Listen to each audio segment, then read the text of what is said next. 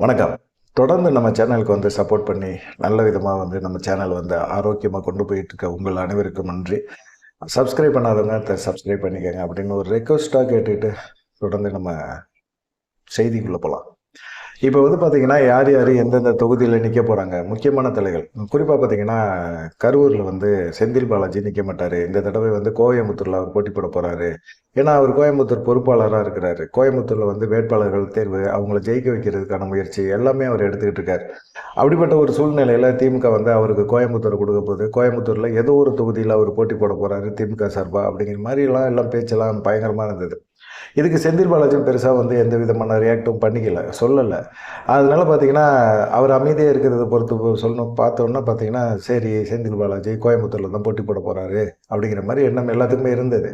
அத தாண்டி பார்த்தீங்கன்னா, இங்கிட்டு அதிமுக தரப்புல பார்த்தீங்கன்னா, எம்.ஆர். விஜயபாஸ்கர் தரப்பு குரூப்பு எல்லாமே அவங்கலாம் என்ன பண்ண ஆரம்பிச்சாங்கன்னா, செந்தில் பாலாஜி கரூர பார்த்து பயப்பட ஆரம்பிச்சுட்டாரு. எம்.ஆர். விஜயபாஸ்கர பார்த்து பயப்பட ஆரம்பிச்சுட்டாரு. கரூருக்கு அவர் எதுவுமே பெருசா அமைச்சரா இருக்கும்போதும் சரி, திமுக ஆளும் தரப்பா இருக்கும்போதும் சரி, பெருசா அவர் தொகுதிக்கு எதுவுமே பண்ணல. அதனால கரூர்ல நின்றாருன்னா அவரு தோத்துருவாரு. அப்படிங்கிற மாரி அவர உசுப்பேத்தி விட்டாங்க. உசுப்பேத்தி விட்டோனே இது சம்பந்தமா அவர் நேத்து கோவையில செய்தியாளர் சந்திப்புல பேசும்போது, இந்த முறை நான் கரூர்ல தான் போட்டி போடுவேன். யார் சொன்னா கரூர விட்டு நான் வெளிய போயிட்டேன்னு? கரூர் மக்கள் என் மேல ரொம்ப அன்பா, பாசமா தான் இருக்கிறாங்க. கரூர்ல நான் தொடர்ந்து 5 தடவ ஜெயிச்சிருக்கிறேன். என்னை வெற்றி பெற வச்சிருக்கிறாங்க. அ தொடர்ந்து என் மேல பாசமாவும் இருக்கிறாங்க. அவங்கள விட்டுட்டு நான் எப்படி கோயம்புத்தூர்ல போட்டி போட முடியும்? அதெல்லாம் சும்மா புரளி. இவங்களாம் ஒரு புரளிய கிளப்பி விட்டுட்டு இருக்காங்க. எம்.ஆர். விஜயபாஸ்கர் அவர பார்த்து நான் ஏன் பயப்படணும்? அப்படிங்கிற மாரி அவரும் சொல்லியிருக்காரு. அது இல்லாம பார்த்தீங்கன்னா, இதுவரைக்குமே பார்த்தீங்கன்னா, திமுகவினர் கள்ள ஓட்டு போட்டு தான் ஜெயிச்சிருக்காங்க. கிட்டத்தட்ட 1,00,00,000 வாக்காளர்கள் ஓட்ட நீக்கியிருக்கிறாங்க. அது இப்ப கடந்த 10 வருஷமா யார் ஆட்சியில இருந்தா? அதிமுக, பாஜக இந்த கூட்டணி தான் ஆட்சியில இருந்தது. அவங்க அப்பல்லாம் இது கள்ள ஓட்டு அப்படிங்கிறதெல்லாம் தெரியலையா? 2016லலாம் இவங்க தான் ஆட்சியில இருந்தாங்க. ஆட்சியில இருக்கும்போது அப்பல்லாம் இந்த ஓட்டுகள்லாம் என்ன அப்படியே தானே இருந்தது. எந்த காலகட்டத்தில இது நீக்கப்பட்டது அப்படிங்கிறதெல்லாம் அவங்களுக்கு தெரியாதா? 10 ஆண்டுகள் ஆட்சியில இருக்கும்போது இது நீக்கப்பட்ட பேர்கள் எல்லாமே திமுகவுக்கு சாதகமான ஓட்டுகள்னா, நாங்க ஏன்யா 10 வருஷத்துக்கு முன்ன இப்ப 2021ல தானே ஜெயிக்கிறோம் நாங்க. இந்த ஓட்டுகள வச்சு தான் நாங்க ஜெயிச்சோமா? என்னய்யா பேச்சு பேசுறீங்க? இது எல்லாமே அதிமுகவினர் உபயோகப்படுத்தின ஓட்டு. அதிமுகவினருக்கு ஆப்பு அடிச்சு விட்டாங்க பாஜக. எஸ்ஐஆர் மூலமா பாஜக அதிமுக கள்ள ஓட்டு போடுறத இப்ப முடியாது. அதிமுக ஓட்டுகள், வங்கி இதெல்லாம் எல்லாத்தையுமே சிதைஞ்சு போயிருச்சு. வேணா பாருங்களேன், இந்த தேர்தல்ல நாங்க எப்பயுமே அதே வாக்கு சதவீதத்த வச்சிருப்போம். அதிமுக அந்த வாக்கு சதவீதத்த வச்சிருக்குமா? அப்படிங்கிற ஒரு கொஸ்டின செந்தில் பாலாஜி கேட்டிருக்காரு. செந்தில் பாலாஜி தொடர்ந்து இந்த மாதிரி விஷயங்கள தான் பேசிட்டு இருக்காரு. அவர் என்ன சொல்லியிருக்காரு, கரூர்ல தான் நான் நான் நிப்பேன். கரூர்ல 5 தடவ ஜெயிச்சிருக்கேன். 6வது தடவையும் ஒரு சாதனை பண்ணுவேன். வெற்றி பெறுவேன். கரூர் மக்கள் என் மேல் பாசமா தான் இருக்கிறாங்க. கரூர்ல நான் நின்றாலும் ஜெயிப்பேன். அதுல ஒண்ணும் மாற்றமே கிடையாது.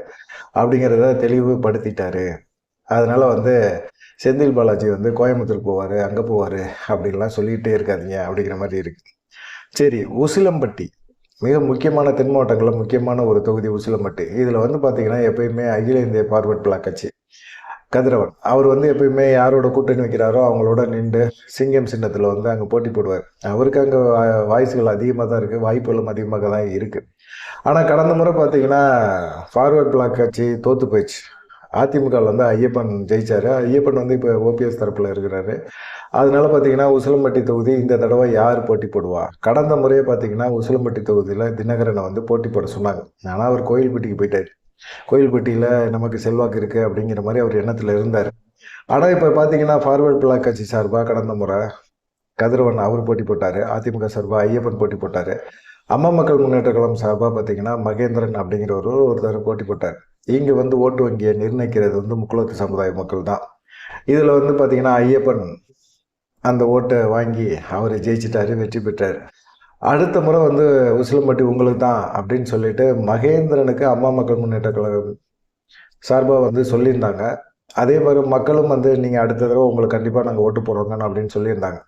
இந்த மாதிரி சூழ்நிலையில இவரு கதிரவனுக்கு அங்க ஓட்டு வங்கி இருக்கு அப்படிங்கிறது உதயகுமாருக்கு தெரியும். எடப்பாடி பழனிசாமியோட வலதுகரமா செயல்படுற உதயகுமாருக்கு நல்லா தெரியும். அவர் என்ன செஞ்சிட்டாரு, ஃபார்வர்ட் பிளாக் கட்சியா அதிமுகவோட கூட்டணி கட்சிக்கு கொண்டு வந்துட்டார். கொண்டு வந்துட்டு உங்களுக்கு உசிலம்பட்டி தொகுதியை உங்களுக்கு கொடுக்குறோம். இந்த தடவை நீங்க அங்க போட்டி போடுற ஐயப்பனாக இருந்தாலும் சரி, மகேந்திரனாக இருந்தாலும் சரி, அவங்கள காலி பண்ணிடுங்க.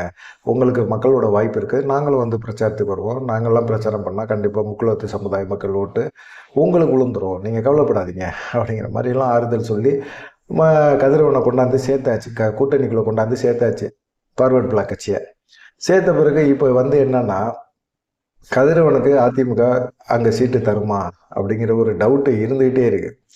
அது இல்லாமல் பார்த்தீங்கன்னா, ஏன் இப்போ ஒரு பிரச்சனை பண்ணுறாங்க அப்படின்னா, கடந்த முறை நம்ம கட்சி வேட்பாளராக ஐயப்பன் இப்போ ஓபிஎஸ் தரப்பில் இருந்தாலும் அவரை எதிர்த்து போட்டி போட்டவர் கதிரவன். ஓட்டி போட்டு அவர் வந்து ஜெயிக்க வைக்கிறது ரொம்ப கஷ்டப்பட்டு ஜெயிக்க வச்சாங்க. இப்படிப்பட்ட ஒரு சூழ்நிலையில் அவருக்கு இந்த தடவை அதிமுகவில் கூட்டணிக்கு வந்தால் எப்படி நீங்கள் வந்து கதிரவனுக்கு வந்து சீட்டு கொடுக்கலாம்? ஏன் இப்படி உதயகுமார் இந்த மாதிரி வேலையை பார்க்குறாரு? கட்சியில் வேறு ஆளே இல்லையா? கட்சியில் இப்போ அதிமுகவில் யாருமே இல்லையா? அதிமுகவில் போட்டி போடுறதுக்கு நிறைய பேர் விருப்பம் தெரிவிச்சிருக்கிறாங்க. ஆனால் வந்து ஏன் இப்படி வந்து உதயகுமார் திருந்தாமல் இப்படியே பண்ணிக்கிட்டே இருக்கிறாரு அப்படிங்கிற மாதிரி இருக்காங்க. மகேந்திரன் கூட அம்மா மக்கள் முன்னேற்ற கழகத்தில் கடந்த முறை வந்து கிட்டத்தட்ட ஒரு 55,000 வாக்குகளை வாங்கியிருந்தார். அதே சமயத்தில் வந்து அந்த இடத்துல டிடிவி தினகரன் நின்றாருன்னா, கோயில்பட்டிக்கு பதிலாக இந்த உசிலம்பட்டியில் நின்றுருந்தாருன்னா கண்டிப்பாக அவரே ஜெயிச்சிருப்பார். ஆனால் ஜெயிக்கிற வாய்ப்பை விட்டுட்டாரு அப்படிங்கிற மாதிரி தான் இருக்குது சொல்கிறாங்க. டிடிவி தினகரன் இந்த தடவை நின்றா கூட டிடிவி தினகரன் ஜெயிக்கிறதுக்கு வாய்ப்புகள் அதிகமாக இருக்குது அப்படின்னு சொல்கிறாங்க. அதனால என்ன செய்கிறாரு, இப்போ டிடிவி தினகரனுக்கு விருப்பம் வேணும். அது இல்லாமல் டிடிவி தினகரனை வந்து இந்த சைடு நிப்பாட்டணும், உசிலம்பட்டியில் நிற்கணும், அம்மா மக்கள் முன்னேற்ற கழகம் சார்பாக அப்படின்னு சொல்லி அவங்களும் சொல்லிட்டு இருக்காங்க. இப்போ வந்து என்னென்னா, எடப்பாடி பழனிசாமிக்கு வந்து கதிரவனை டிடிவி தினகரன் நின்றா நீங்கள் நின்றுங்க, அதிமுக சார்பாக யாரும் போட்டி போட வேணாம், நீங்கள் நில்லுங்க, கூட்டணி கட்சியான உங்களுக்கு நாங்கள் கொடுத்துறோம் அப்படின்னு சொல்லியிருக்காரு. இப்போ உசிலம்பட்டியில் வந்து டிடிவி தினகரனா கதிரவனா அப்படிங்கிற ஒரு சூழ்நிலை உருவானா யாருக்கு ஓட்டு விழும்? டிடிவி தினகரன் ஓட்டு விழுவுமா, கதிரவனுக்கு ஓட்டு விழுவுமா அப்படிங்கிறத பாருங்கள். ஏன்னு கேட்டிங்கன்னா, கதிரவன் வந்து இந்திய ஃபார்வர்ட் பிளாக் கட்சி சார்பாக தனியாக நின்றா கூட ஓட்டு விழுவும். எடப்பாடி பழனிசாமியோட கூட்டணி வச்சு இவங்க அந்த மக்களை போய் சந்தித்து ஓட்டு கேட்டால் கண்டிப்பாக வந்து கதிரவனுக்கு மக்கள் ஓட்டு போடுவாங்களா அப்படிங்கிற கேள்வி இப்பயே வருது. அதனால் வந்து டிடிவி தினகரன் நின்றாரு அப்படின்னா கண்டிப்பாக இந்த முறை உசிலம்பட்டியில் டிடிவி தினகரனுக்கு ஓட்டு போட்டு டிடிவி தினகரனை ஜெயிக்க வைக்கிறதுக்கு வாய்ப்புகள் அதிகமாக இருக்குது அப்படின்னு சொல்கிறாங்க. இது வந்து முதல் செந்தில் பாலாஜி, இப்போ டிடிவி தினகரன். அடுத்து வந்து அன்புமணி எங்கே போட்டி போட போகிறாரு? கூட்டணியெல்லாம் இருக்கட்டும், அன்புமணி போட்டி போடணும்னு ஒரு இது வச்சுருப்பார்ல. அதனால் பார்த்தீங்கன்னா இப்போ 14ஆம் தேதியிலேருந்து 20ஆம் தேதி வரைக்கும் விருப்ப மனு அப்படின்னு சொல்லி அனுப்பிச்சிருந்தார். இப்போ டேட்டையும் மாற்றிட்டார். 27ஆம் தேதி வரைக்கும் விருப்ப மனு நீங்கள் கொடுக்கலாம், ஜாலியாக கொடுங்க அப்படின்னு சொல்லிட்டு. இப்போ பாமகவை பொறுத்த வரைக்கும் அன்புமணிக்கும் சரி, ராமதாஸுக்கும் சரி இடையில வந்து பயங்கரமான பிரச்சனைகள் ஓடிட்டு இருக்கு. 2 பேத்துக்கும் இடையில சரியான ஒரு அண்டர்ஸ்டாண்டிங் இல்லை. அந்த மாதிரி சூழ்நிலையில் இனிமே என்னதான் முடிஞ்சாலும் தேர்தல் முடிஞ்ச பிறகு தான் இந்தமாதிரி பேச்சுவார்த்தையெல்லாம் நடக்க போகிறோம். தேர்தல் வரைக்கும் பார்த்திங்கன்னா இவங்களுக்குள்ள ஒரு ஒற்றுமை ஏற்பட வாய்ப்பே கிடையாது. ஒருங்கிணைந்து செயல்பட போகிறதுக்கான வாய்ப்பும் இல்லை. ஏன்னா ராமதாஸும் பார்த்திங்கன்னா அன்புமணி மேலே ஊழல் வழக்கு இருக்குது, அதை விசாரிங்க, தேர்தல் ஆணையத்தில் தவறான தகவல் கொடுத்துட்டாரு, அதனால அவர் வந்து நீங்கள் கண்டிக்கணும் அப்படிங்கிற மாதிரியெல்லாம் அவர் வந்து டெல்லியிலலாம் ஆர்ப்பாட்டம் பண்ணுறாரு. வட மாநில இளைஞர்களை கூப்பிட்டு வச்சு ராமதாஸ் மாஸ்கை போட்டு விட்டு அது வந்து மக்களுக்கு தெரியாது அப்படிங்கிற மாதிரி மீடியாக்கள்லாம் இப்போ தான் டக்கு டக்கு டக்கு டக்குன்னு உடனே வெளிச்சம் போட்டு காட்டிடுறாங்கல்ல. அந்த மாதிரி இப்படிப்பட்ட ஒரு சூழ்நிலையில் என்ன பண்ணுறது அப்படிங்கிற மாதிரி இருக்குது. அன்புமணி வந்து இந்த சட்டமன்ற தேர்தலில் அவர் போட்டி போட போகிறார். அது எங்கே போட்டி போட போகிறாரு அப்படின்னா 2016 சட்டமன்ற தேர்தலில் பொன்னாகரம், தருமபுரி மாவட்டத்தில் இருக்க பொன்னாகரம் தொகுதியில் வந்து அன்புமணி போட்டி போட்டார். குறைஞ்ச வாக்கு வித்தியாசத்தில் தான் தோற்று போனார். அதுக்கு மிக முக்கியமான காரணங்கள் இது மாதிரி உள்ளடி வேலைகள்லாம் நிறையா பார்த்தாங்க அப்படின்னு சொல்லி தான். ஆனால் அதே சமயத்தில் 2021 சட்டமன்ற தேர்தலில் தருமபுரியில் பாமக சார்பாக இவர் ஜி.கே. மணி போட்டி போடுறாரு. அந்த இடத்துல ஜெயிச்சிடறாரு. ஜி.கே. மணி ஜெயிக்கிறாரு. ஆனால் அன்புமணியை வந்து தோக்கடிக்கிறாங்க. குறைஞ்ச ஓட்டு வித்தியாசத்தில் தோக்கடிக்கிறாங்க. அப்போ ஏதோ உள்ளடி வேலை பார்க்குறாங்க அப்படிங்கிறது அன்புமணிக்கு நல்லா தெரியுது. இப்போ தான் வந்து ஜி.கே. மணி, அருள் இவங்களாம் வந்து ராமதாஸ் ஆதரிக்கிறாங்க. அன்புமணி தனியாக வந்துட்டார் அப்படிங்கும்போது பார்த்தீங்கன்னா அன்புமணி இந்த தடவை அவர் வந்து என்ன செய்கிறாரு பார்க்கலாம் அப்படிங்கிற மாதிரி, அவரும் களத்தில் இறங்கலாம் அப்படிங்கிற மாதிரி முடிவுக்கு வந்துட்டார். ராமதாஸ் வந்து இப்போ வந்து பார்த்தீங்கன்னா ஜிகே மணி அருள், ஜிகே மணி பேச்சை கேட்குறாரு. ஜிகே மணி திமுகவோட கைக்கூலி, அது பாமகவுக்கு துரோகம் பண்ணுறாரு அப்படிங்கிற மாதிரிலாம் பேசுகிறாரு. சேரம் அருளையும் அப்படி தான் சொல்கிறாரு. அவர் எடப்பாடி பழனிசாமியோட வலதுக்கரம். அவர் வந்து பாமக மாவட்ட செயலர் கிடையாது, அவர் அதிமுகவோட மாவட்ட செயலாளர். அப்படிப்பட்ட ஒரு சூழ்நிலையில் இருக்கும்போது இவங்களை நம்பி எப்படி வந்து ஐயா வந்து செயல்படுறாருன்னு தெரியல அப்படிங்கிற மாதிரிலாம் அவரும் பேச ஆரம்பித்தார், பேசுகிறாரு.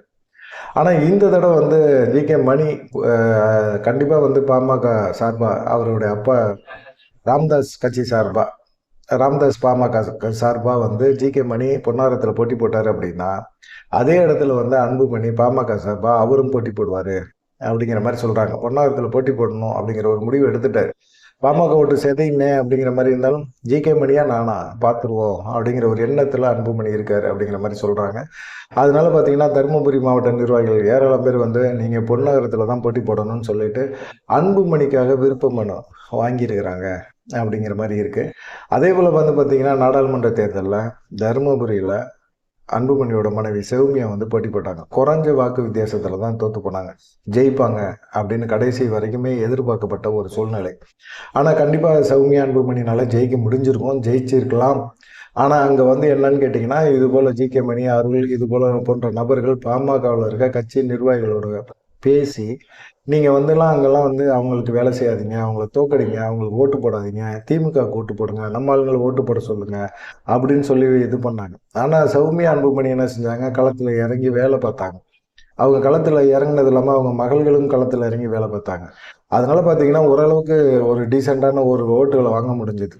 ஆனால் இப்போ இந்த சட்டமன்ற தேர்தலில் அவங்களும் போட்டி போட போகிறாங்க. அவங்க தான் பொன்னாகரத்தில் போட்டி போடுற மாதிரி இருந்தது. ஆனால் வந்து ஜிகே மணி வந்து என்ன செய்வார், அன்புமணி போட்டி போட்டால் அன்புமணிக்கு ஆதரவாக அங்கே இருக்கிற பாமகக்காரங்க, ராமதாஸை ஆதரிக்கிறவங்க கூட அன்புமணி ஆதரிக்கிற ஒரு சூழ்நிலை இருக்கும். சௌமியானா ஏற்கனவே ராமதாஸுக்கு பிடிக்கல. சௌமியா பேச்சை எடுத்தாலே திட்டுறாரு, கண்ணாபுண்ணான்னு பேசுகிறாரு, தலையணை மந்திரம் சொல்கிறாங்க, அந்த இதை கேட்குறாரு அன்புமணி.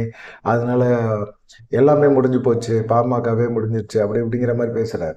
அதனால இவங்க எங்கே போட்டி போட போகிறாங்க சௌமியா அப்படிங்கிற மாதிரி இருந்தால், கிருஷ்ணசாமி அவங்க அப்பா காங்கிரஸோட ஒரு தலைவர், முக்கியமான ஒரு தலைவர்கள் ஒருத்தர் கிருஷ்ணசாமி அப்படிங்கிறவர், அவருடைய சொந்த தொகுதி செய்யாறில் வந்து சௌமியா அன்புமணி போட்டி போட போகிறாங்க அப்படின்னு சொல்லி சொல்கிறாங்க. நிறைய பேர் அதுக்கான விருப்ப மனுவும் வாங்கியிருக்காங்க அப்படிங்கிற மாதிரி இருக்குது.